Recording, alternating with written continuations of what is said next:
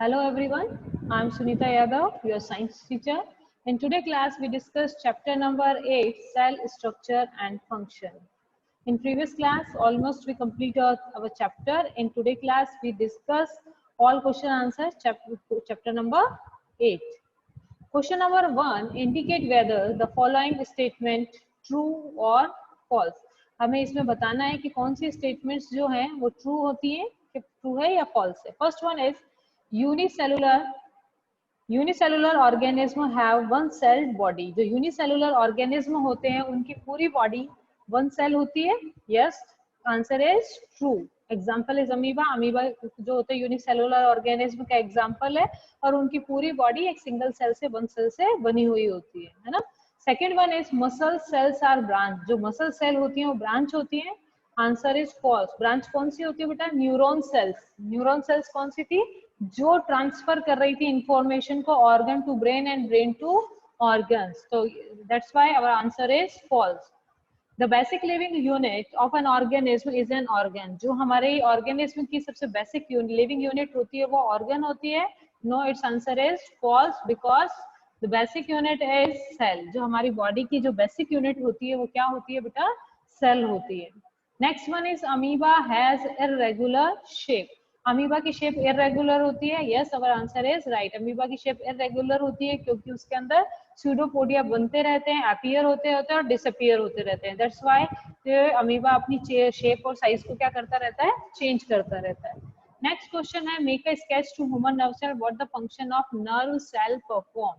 एक समय स्केच बनाना है आपको. ये स्केच है आपका नर्व सेल का. बहुत इजी है. डायग्राम देखने में थोड़ा डिफिकल्ट लग रहा है लेकिन बहुत इजी है. आप बनाएंगे तो बहुत इजीली बन जाएगा. नेक्स्ट इसके आप सेंटर में देख रहे हैं न्यूक्लियस है. ये लॉन्ग जो आपको पार्टिकल ये दिखाई दे रहा है, इसे यहाँ से यहाँ तक का जो पार्टिकल है उसको बोला जाता है एक्सॉन. येलो कलर का जो पार्ट दिखाई दे रहा है आपको, दैट इज एक्सॉन. एक्सॉन जो होता है वो दो लेयर से बना होता है. आउटर लेयर जो होती है that's a myelin sheet. Inner layer is Schwann cell. Okay. Next one is जो ऊपर इस तरीके से ब्रांच सेल होती है उसको बोलते हैं हम cell body. Clear? Cell body के ऊपर ये छोटी छोटी ब्रांचेस होती हैं. That is it is a dendrite. Centre में राउंड कलर का जो पार्ट है this is a nucleus. Last में ये एक्सॉन पार्ट होकर कुछ ब्रांच में चेंज हो जाता है, पार्ट्स में डिवाइड हो जाता है. It is called the axon terminal. ये क्या होता है? एक्सॉन टर्मिनल होता है. क्लियर? तो हमने कहा कि जो सबसे ऊपर सर्कुलर पार्ट है दैट्स अ सेल बॉडी. इस सेल बॉडी के बिल्कुल सेंटर में न्यूक्लियस होता है. सेल बॉडी के जो ब्रांच अपीयर होती हैं ब्रांच को हम डेंड्राइट बोलते हैं. एक ब्रांच ज्यादा लंबी होती है. ये सब ब्रांच है तो ये भी एक ब्रांच ही है. तो ये एक लॉन्ग ब्रांच उसमें प्रेजेंट होते हैं. उस लॉन्ग ब्रांच को हम क्या बोलते हैं बेटा? एक्सॉन. जो दो शेल ये से बनी होती है, एक तो शेनवान शेल और एक माइलिन शीट. और दोनों के बीच में आपको देखिए एक जगह पर ऐसी है जहां पर ये दोनों सेल प्रेजेंट नहीं है तो उसको हम बोलते हैं नोड ऑफ रेनवियर. रेनवियर का नोड क्या है बेटा? ये सेंटर वाला पार्ट. ओके. नेक्स्ट ये आगे और ब्रांच में कन्वर्ट होता है और इसको ही हम क्या बोल देते हैं? एक्सॉन टर्मिनल बोल देते हैं. I think it's clear. Next question था कि नर्व सेल का फंक्शन बताना है. The main function of the nerve cell is to transmit message to the brain from receptor organ. ये इसका मेन फंक्शन क्या है? ट्रांसमिट करता है मैसेज को ब्रेन से रिसेप्टर ऑर्गन में एंड वाइस वर्सा. वैसे ही रिसेप्टर ऑर्गन से वापस ब्रेन में. It has control over the working of different part of the body. ये हमारी बॉडी का जो डिफरेंट पार्ट होता है उसके फंक्शन को, डिफरेंट जो बॉडी पार्ट के जो फंक्शन है उनको कंट्रोल करने का वर्क भी नर्व सेल करती है. Write a short note on the following. First one is cytoplasm. Second one is nucleus of a cell. First one is cytoplasm. The cytoplasm is a fluid that contain all the cell organelles such as mitochondria. जो cytoplasm है एक cell के अंदर एक fluid like structure होता है, एक jelly like structure होता है जिसके अंदर सब सेल ऑर्गेनल्स कंटेन रहते हैं जैसे mitochondria, ribosome, Golgi body etcetera. ये सब माइक्रो सेल ऑर्गेनल्स जो होते हैं सबके सब साइटोप्लाज्म में उस फ्लूइड के अंदर प्रेजेंट होते हैं. It is present between the nucleus and cell membrane. हमने पढ़ा ही था. ये क्या होगा? ये सपोज करते हैं सेल है, सेंटर में न्यूक्लियस है, तो ये सेल मेम्ब्रेन और न्यूक्लियस के बीच में जो भी स्पेस है इस जगह पर क्या प्रेजेंट होता है बेटा? साइटोप्लाज्म प्रेजेंट होता है. और सेल ऑर्गेनल्स इसी के अंदर थोड़ी थोड़ी दूरी पे प्रेजेंट होते हैं, ठीक है। It help in the exchange of material between the cell organelles. अब ये कोई सेल ऑर्गेनल है, ये सेल ऑर्गेनल, दोनों में जो भी ये चीजें एक्सचेंज होंगी उसके लिए कौन हेल्प करेगा? साइटोप्लाज्म हेल्प करेगा।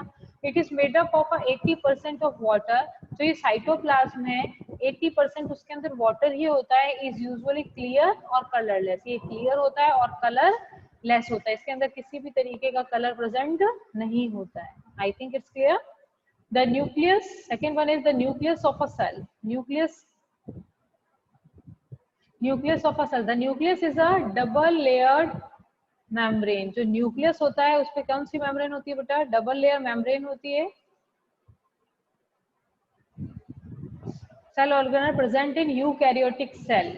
अब eukaryotic cell यहाँ पर क्यों बोला है? हमने पढ़ा है कि न्यूक्लियस के प्रेजेंट होने के बेसिस पे हम सेल्स को टू पार्ट्स में प्रिमिटिव सेल और डेवलप सेल यानी कि prokaryote cell and eukaryotic cell. Prokaryotic cell के अंदर जो डीएनए मटेरियल है वो फ्री फॉर्म में होता है, न्यूक्लियस प्रेजेंट होता ही नहीं है। तो न्यूक्लियस क्या होता है? एब्सेंट होता है। तो यूकैरियोटिक सेल्स के अंदर ही जो हमारा न्यूक्लियस है वो double membrane bound to cell organelle present होता है यूकैरियोटिक सेल्स में। इट कंटेन द डीएनए, इसके अंदर डीएनए कंटेन रहता है, वो जेनेटिक मटेरियल है।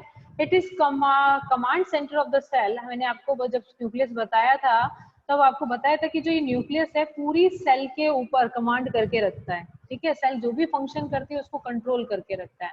And is spherical in shape, और इसकी जो शेप होती है वो कैसी होती है बेटा? स्फेरिकल होती है। किसकी? न्यूक्लियस की। It has the following component. अब इस न्यूक्लियस के स्ट्रक्चर में डिफरेंट डिफरेंट कंपोनेंट्स हैं। First is nuclear membrane.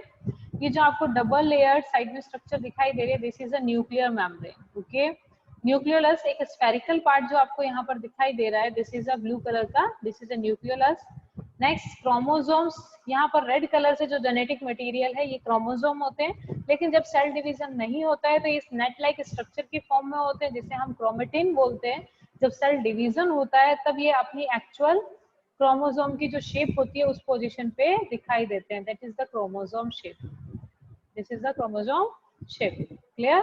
जब सेल डिवीजन होगा तब हमें इस तरीके की शेप दिखाई देती है। अगर सेल डिवीजन नहीं हो रहा है सेल के अंदर तो हमें इस तरीके से thread like net like structure दिखाई देता है जिसे हम क्या बोल देते हैं? क्रोमेटिन बोल देते हैं। I think it's clear. Next first one is nuclear membrane. It is a double layered membrane. It separates the content of the nucleus from the cytoplasm and act as a wall. ये जो nuclear membrane के बाहर की तरफ जो double layer membrane होती है ये क्या काम करती है बेटा? साइटोप्लाज्म को न्यूक्लियस से सेपरेट करने का काम करती है, ठीक है।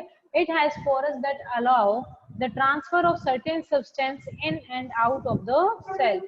ये किसमें हेल्प करती है कि जो भी सब्सटेंस है साइटोप्लाज्म से इनसाइड एंटर हो सकते हैं या न्यूक्लियोप्लास्ट जो इसके अंदर लिक्विड फिल होता है उसको बोलते हैं न्यूक्लियोप्लास्ट। तो न्यूक्लियस से या न्यूक्लियोप्लास्ट से जो भी चीजें ट्रांसफर होंगी वो साइटोप्लाज्म में ट्रांसफर होती हैं, किसके अकॉर्डिंग? न्यूक्लियर मेम्ब्रेन के अंदर से ही वो ट्रांसफर होगी।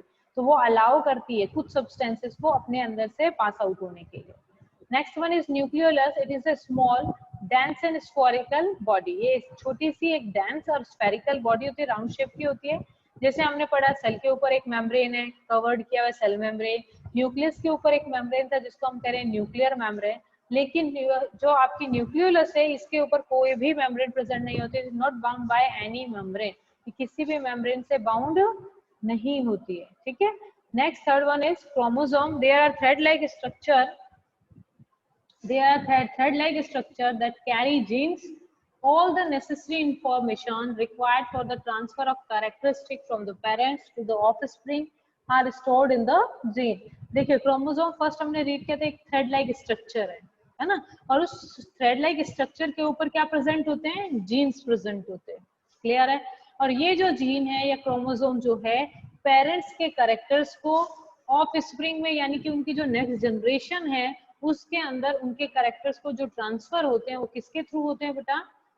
क्रोमोसोम के थ्रू होते हैं। और ये जो स्टोर्ड इन्फॉर्मेशन है कि कौन से कैरेक्टर कैसे कैरेक्टर्स आगे ट्रांसफर हो रहे हैं वो जो इन्फॉर्मेशन है किसके अंदर होती है? In the gene. किसके अंदर होती है? जीन के अंदर। Inheritance characteristic is possible only because of chromosomes. ये जो इनहेरिटेंस का कैरेक्टर्स है यानी जो पेरेंट्स के कैरेक्टर्स चाइल्ड के अंदर आते हैं या नेक्स्ट जनरेशन में ट्रांसफर होते हैं ये सिर्फ और सिर्फ किसके कारण होता है बेटा? क्रोमोसोम्स के कारण होता है, क्योंकि क्रोमोसोम के अंदर हमारा जो डीएनए है वो होता है ना, क्रोमोसोम के अंदर जो हमारा डीएनए है वो प्रेजेंट होता है इस वजह से, ठीक है। Next one is which part of the cell contain organelles, कौन से पार्ट के अंदर हमारे सेल कंटेन ऑर्गेनल्स प्रेजेंट होते हैं, ठीक है। तो various cell organelles are present in the cytoplasm, जो हमारे सेल ऑर्गेनल्स हैं कहाँ पर प्रेजेंट होते हैं? साइटोप्लाज्म के अंदर प्रेजेंट होते हैं, ठीक है। Various cell organelles are present in the cytoplasm, जो वेरियस सेल ऑर्गेनल्स हैं वो किसमें प्रेजेंट है? साइटोप्लाज्म में प्रेजेंट है। It is clear and colourless fluid, जो साइटोप्लाज्म है वो क्लियर और कलरलेस फ्लूइड होता है जिसके अंदर सारे डिफरेंट ऑर्गेनल्स प्रेजेंट होते हैं, जैसे mitochondria, ribosome, Golgi body etcetera, और भी जो भी होते हैं। Next most important and most easy, सबसे इंपॉर्टेंट भी है और बहुत इजी भी है ये जो क्वेश्चन है, make sketch of animal, plant and plant cell, दोनों का स्केच बनाना है और 3 डिफरेंस 4 डिफरेंस जो भी आपको आते हैं वो अपने को मेंशन किए हुए वो डिफरेंस बताने हैं। सबसे फर्स्ट डिफरेंस है बेटा कि जो प्लांट सेल होती है comparison to animal cell large होती है। प्लांट सेल का comparison to animal cell size जो होता है वो लार्ज होता है, और एनिमल सेल का comparison to plant cell size जो होता है स्मॉलर होता है, ठीक है।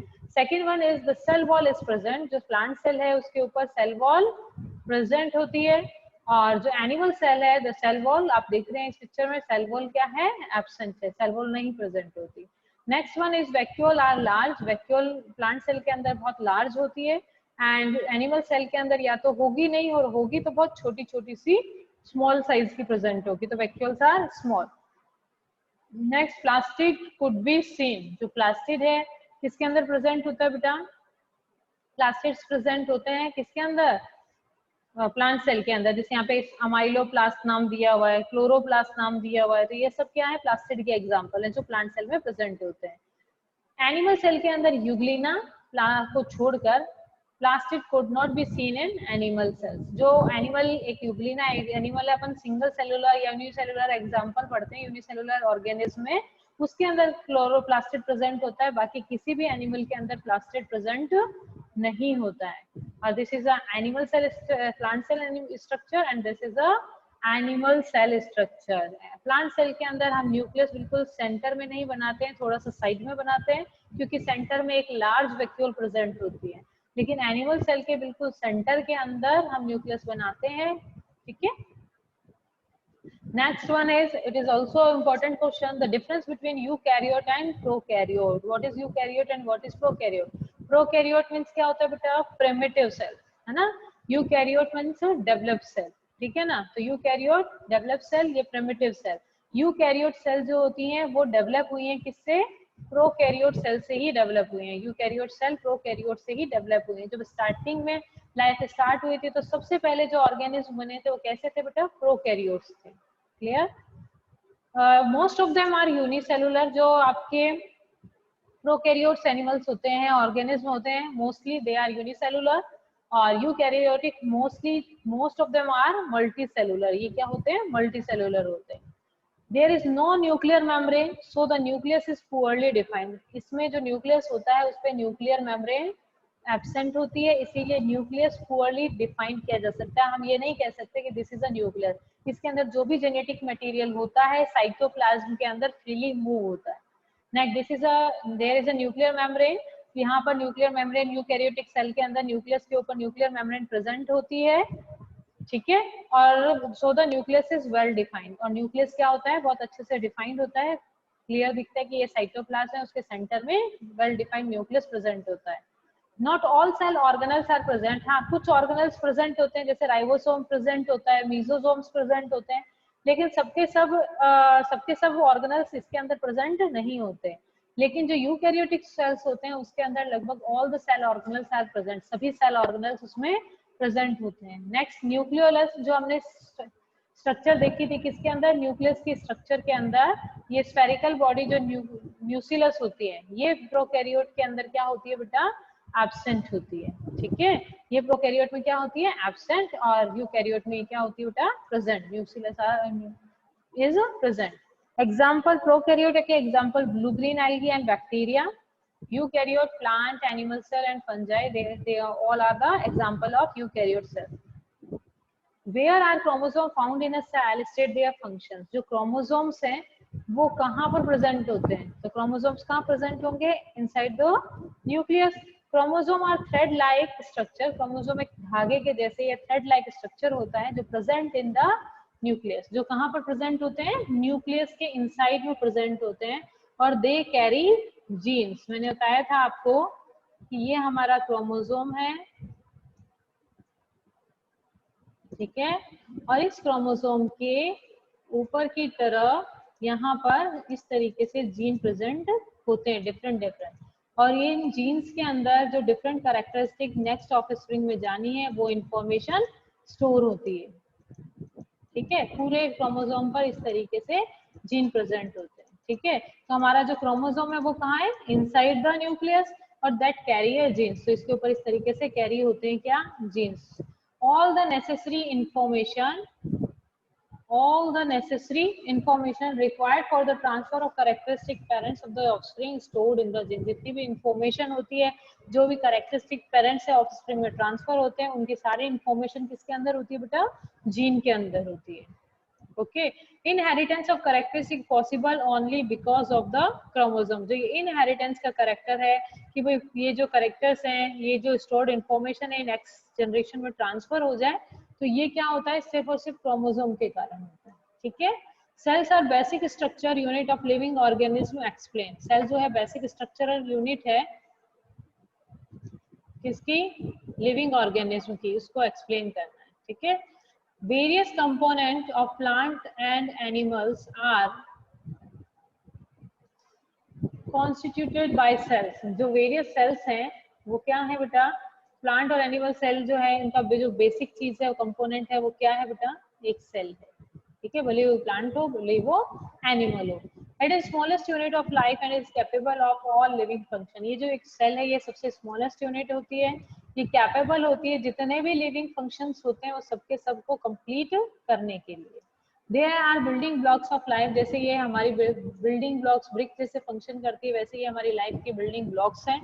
That's why the reason why cells are referred, इसीलिए हम सेल को रेफर करते हैं या डेफिनेशन देते हैं, cell is the basic structural and functional blocks of life. Cell जो है बेसिक स्ट्रक्चरल और फंक्शन ब्लॉक होता है किसका? लाइफ का, okay. Cell exist in various shape and size. हमने रीड किया है कि सेल जो होती है डिफरेंट डिफरेंट शेप की, स्फेरिकल, स्पिंडल, ब्रांच्ड, अलग अलग शेप और साइज की होती है। 0.2 से 0.5 माइक्रोन या 270 से 200 300 माइक्रोमीटर तक भी होते हैं इसके साइज होते हैं। Perform wide range of activity, और इसके जो रेंज एक्टिविटी की वो भी बहुत ज्यादा है। Their shape and size are related to their functions it perform. जो सेल का शेप और साइज जो है वो बिल्कुल डिपेंड करता है कि वो सेल फंक्शन क्या कर रही है। जैसे आरबीसी सेल का स्पिंडल था, नर्व सेल का वही मैसेज ट्रांसफर करना है तो उसकी जो शेप है वो कैसी है बेटा? ब्रांच शेप होती है ना। Explain why chloroplast are found only in plant cell. जो क्लोरोप्लास्ट है वो सिर्फ और सिर्फ किस में प्रेजेंट होता है? प्लांट सेल के अंदर ही क्यों प्रेजेंट होता है? Chloroplast are plastid required for the food making process called photosynthesis. जो क्लोरोप्लास्ट है एक प्लास्टिड के जैसा है, प्लास्टिड होता है, प्लास्टिड बहुत डिफरेंट डिफरेंट टाइप के होते हैं, जैसे एक माइलोप्लास्ट मैंने अभी बताया था, वैसे ही एक क्लोरोप्लास्ट होता है जिसके कारण जो लीफ का कलर है वो कैसा होता है बेटा? ग्रीन कलर होता है ना। तो ये जो क्लोरोप्लास्ट होता है रिक्वायर होता है किसके लिए? प्लांट्स में फूड मेकिंग प्रोसेस प्रॉपर हो। कौन से प्रोसेस से होता है? Which process? फोटोसिंथेसिस प्रोसेस के through, and thus they are only present in plant cell. तो प्लांट को अपना फूड खुद प्रिपेयर करना होता है। एनिमल्स तो हेटेरोट्रॉफिक न्यूट्रिशन शो करते हैं, यानी वो प्लांट फूड के लिए या तो प्लांट पे डिपेंड करते हैं या अदर एनिमल्स पे डिपेंड रहते हैं। तो they are called heterotrophic, they are heterotrophic nutrient, but plant are autotroph, they prepare their own food. That's why chloroplast present in a plant cell. इस वजह से क्लोरोप्लास्ट जो होता है वो प्रेजेंट होता है किसके अंदर? प्लांट सेल के अंदर, okay. The movement of substances in and out of the cell occurs by two different processes. These are osmosis and diffusion. Let us first learn what diffusion is. Diffusion, as you already know, is the movement of substances from a region of higher solute concentration to a region of lower solute concentration. Substances such as carbon dioxide and oxygen move across the cell membrane by the process of diffusion. Osmosis, on the other hand, is a special type of diffusion that allows the movement of water across the cell membrane from a region of high water concentration to a region of low water concentration. Let us understand the process of osmosis with the help of some activities. For this, let us take some dried raisins and put them in water filled in a container. You can see that the water concentration inside the raisin is lower as compared to that in the container. As a result, osmosis happens and water from the container moves into the raisins. Therefore, the raisins swell up gradually. The process of osmosis in raisins actually takes place at the cellular level. In other words, water moves inside each of the cells of the raisins through osmosis. The water actually gets stored in the vacuole of a cell. As a result, the vacuole increases in size and takes up more space in the cell. Hence, the cell swells up and increases in size.